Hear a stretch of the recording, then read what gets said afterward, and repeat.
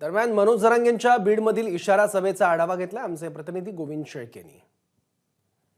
मराठा आरक्षणाच्या संदर्भात सरकारला 24 तारखेची अल्टिमेटम दिल्यानंतर एक दिवस आधी बरोबर म्हणजे आज मनोज जरांगे पाटील यांची बीड शहरामध्ये इशारा सभा होते आहे आणि या इशारा सभेसाठी जे व्यासपीठ उभा करण्यात आलंय त्या व्यासपीठावरची ही किल्ल्याची प्रतिकृती आपण बघू शकता, ज्यावरती छत्रपती शिवाजी महाराज यांचा फोटो आहे, बाजूला छत्रपती संभाजी महाराज यांचा फोटो आहे, त्या बाजूलाच मा जिजाऊ मासाहेब यांचा फोटो आहे आणि हुबेहूब किल्ला दिसेल अशी प्रतिकृती या ठिकाणी साकारण्यात आली आहे।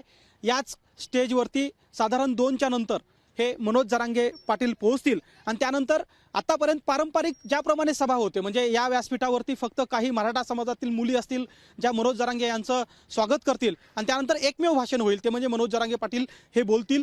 या ठिकाणी 50 एकरपेक्षाही जास्त क्षेत्रावरती या सभेची तयारी करण्यात आली आहे। समोर छत्रपती शिवाजी महाराज यांचा अश्वरूढ पुतळा बसवण्यात आला आहे आणि हा धुळे सोलापूर हायवे आहे ज्याच्या लगत ही सभा होते, ज्याची तयारी मागच्या अनेक दिवसापासून आयोजक करतायत, ज्यासाठी अल्पोपहाराची व्यवस्था करण्यात आली आहे। डॉक्टर्स ॲम्ब्युलन्सचं पथक या ठिकाणी ठेवण्यात आलं आहे आणि याच ठिकाणी उभा राहून मनोज जरांगे पाटील हे साधारणतः 2च्या नंतर बोलतील, ज्यानंतर मराठा आरक्षणाच्या संदर्भामध्ये त्यांचा काय निर्णय असेल हे आपल्याला कळू शकेल। कॅमेरामन काकासाहेब कांबळेसह गोविंद शेळके, एबीपी माझा, पाटील मैदान, बीड। एबीपी माझा, उघडा डोळे बघा नीट।